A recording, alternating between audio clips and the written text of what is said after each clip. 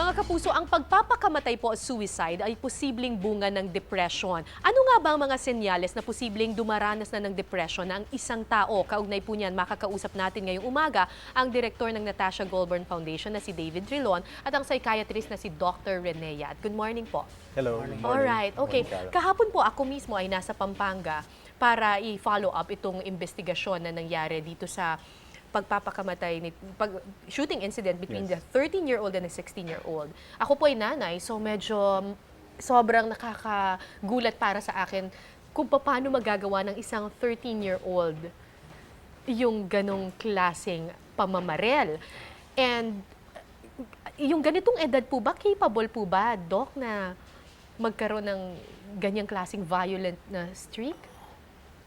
Ang katotohanan niyan maraming mga bata na edad pababa, no? 13 or ano po? 15 and 15. below. Kino-consider namin yan na mga high risk suicidal patient. High-risk suicidal, may high-risk suicidal tendencies ang 15 below. Bakit po? Well, kasi sila yung walang control sa sarili. Kukulang ng maturity, hindi buo ang kanilang ego. At basically, yan ang edad na meron kami tinatawag na identity diffusion o identity confusion. Kaya nga, madalas nasasadlak sila sa kahihiyan sa mga barkada. Kaya kung i-imagine ko yung isip noon, kung siya ay gay, gaya ng napapabalita sa nadidinig ko, no? Mas mahirap ang gay na gano'n dahil kinukutya siya ng mga kaklase, kadalasan. Ngayon, kung iisipin ko naman kung bakit niya nagawa yun, marahil inano na niya yung sarili niya eh. Tinanggap na niya lahat yung kahihiyan para maano niya dun sa boyfriend tapos iiwan siya. No? Kaya mas masakit yun, no? Kasi tinignan po namin yung Facebook account niya, tapos yung pagtitingnan mo yung mga post niya days, the week before nangyari, nakikita mo yung progression na nagsimula siya sa tuklasan niya, na nangangaliwa daw yung kanyang karelasyon, tapos nagmumura na siya, nagagalit na siya, tinatawag niyang sinungaling, tapos nag-threat na siya, may mga death threats na, until he takes a photo of himself and says, "This is gonna be my last photo." Gumawa na ng t-shirt na sinasabi niya lahat ng galit sa mundo, until he takes a last photo on the day of the crime. Yung ganong klaseng progression ng anger can lead to... Yes, ang mga sintomas na yun ay nagpapatunay na merong increasing agitation.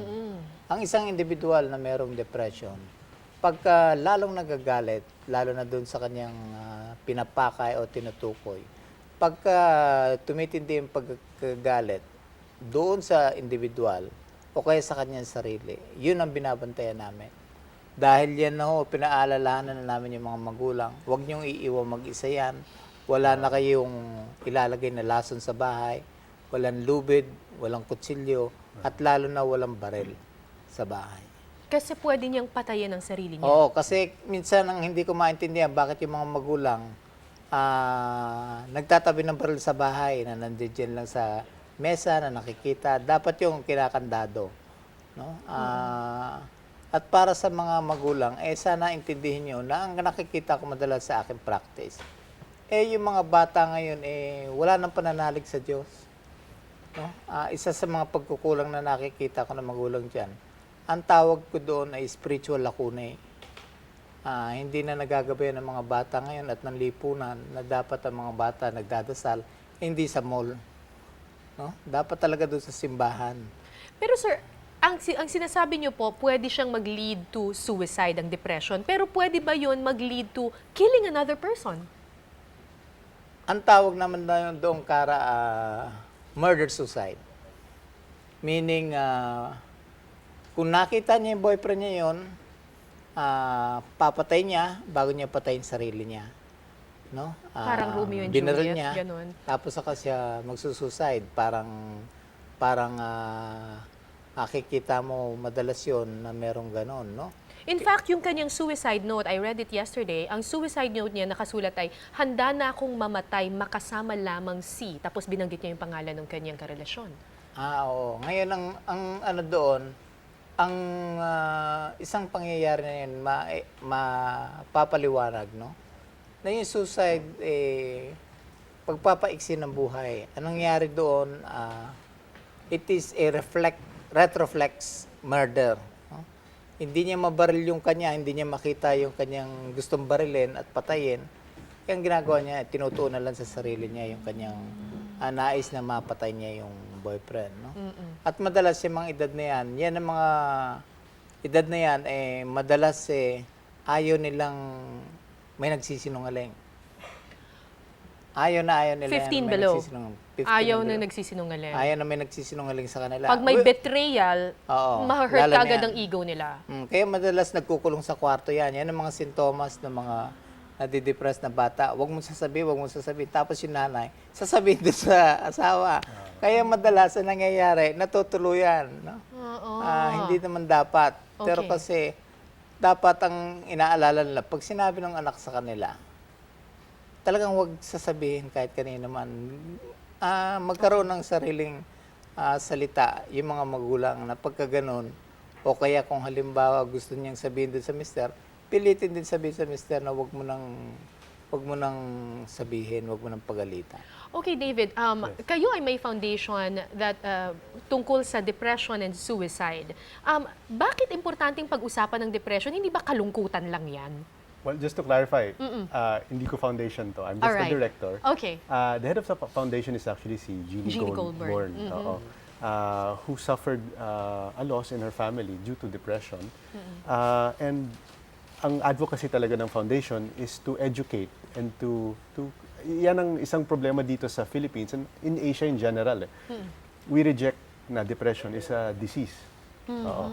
Pag sinasabing depression, malungkot lang yan. Oo, Manood tayo may- ng sine, may- mawawala na oo, yan. may katok lang yan, may sumpong. Parang ganun yung sinasabi ng mga tao eh. When in fact,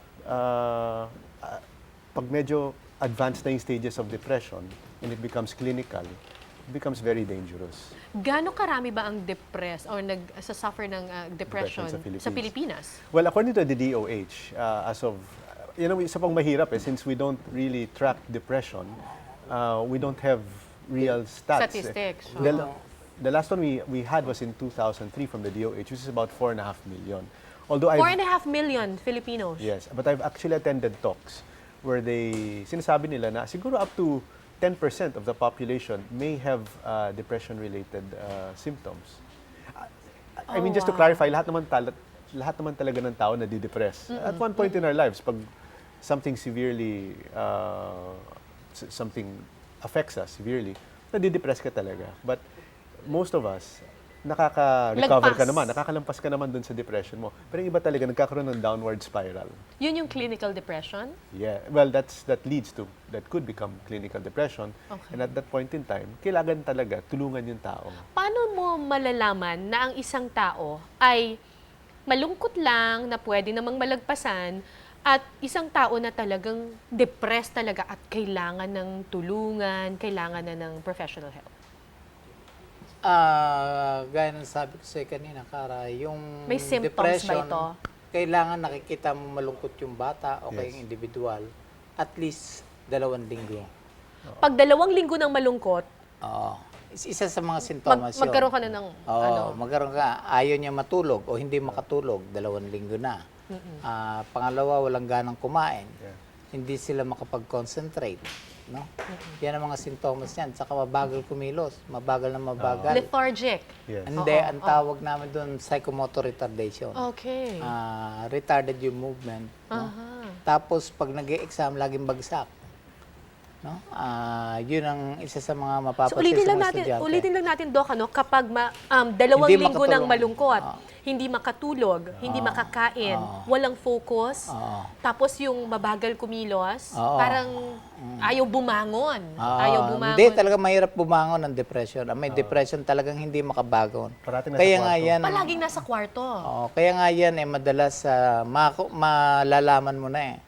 Pag nagkukulong yung binata mo o kaya yung asawa mo nagkukulong na sa kwarto at ayaw kumain, yun ang maobserba mo. Tapos meron mga pahiwatig na nagsasabing, sana hindi lang ako nabuhay sa mundo. Nako. O kaya gusto ko na mamatay. O kaya kumukuha ng kutsilyo, tinitingnan palagi. Pagka ang individual ay may depression, clinical depression sa loob ng 2 linggo o mahigit pa, no? Pwede namang kumuha ng isang tagapagpayo na makakatulong sa kanila at makakausap nila. Oo nga, Nasa anong dyan. Anong ina-advise ng Natasha Goulburn Foundation pag may depression? Well, like any sickness, dapat maghanap ka ng counselor. Psychiatrist? May psychiatrist, psychologist, therapist. Can the family help? Oh, number one actually yung family and friends. One of the other signs ng depression ay yung social behavior ng tao nag-iiba. Kasi normally, like, of course, nasa bahay ka lang and everything, but meron kang mga tao na very socially active, tapos bigla na lang nagkukulong sa bahay. Social withdrawal. Withdrawn sila from their friends, hindi nila kinakausap yung mga kaibigan, yung mga relatives, tapos parating masungit. Hindi mo malapitan. Yan. Anong gagawin ng pamilya kapag nakita nilang depressed? At gano'n na, 2 linggo nang hindi kumakain. Well, number one is may mga hotline kami. May hotline ng NGF. Yeah, NGF. Actually, there are several hotlines. Meron din kami mga partners. Ito po ay fina-flash namin ngayon sa TV screens namin yung hotline ng Yes. NGF. That's one. Second is, maghanap kayo ng counseling help. Counseling help. As much as, I mean, of course, nakakatulong din yung kausapin yung tao, try to find out what's, and then respect nga yung pagka-depress ng tao. Na pag ayaw niyang Huwag mong baliwalain, na sabihin mo lang, malungkot lang lang, ganyan. Huwag mong gawin yon. But also, importante is mag-consult ka ng expert. Kasi much as we want to help, minsan talaga hindi na natin kaya yan. Pag masyado na talagang masama yung depression ng tao, malalim na yung depression nila, you really need to seek expert consultation. Okay. Ang isang babala doon, minsan, o isang mga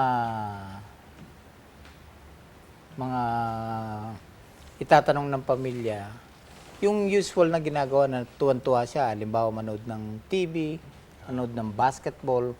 Pagka sinasabi mo, manood na tayo ng basketball. Tapos ayaw na manood. Ayaw niya. Yun ang isa sa mga palatandaan na talagang magagamit ng pamilya para malaman na kung talagang may depression na wala. So ang susi dito, maging sensitive tayo Yes. sa gawain, sa feelings ng ating mga mahal sa buhay. Yes. Kasi hindi natin alam. And this can affect anyone, Especially yung mga bata. especially kids. One of our biggest concerns sa NGF actually is yung mga bullying sa paaralan.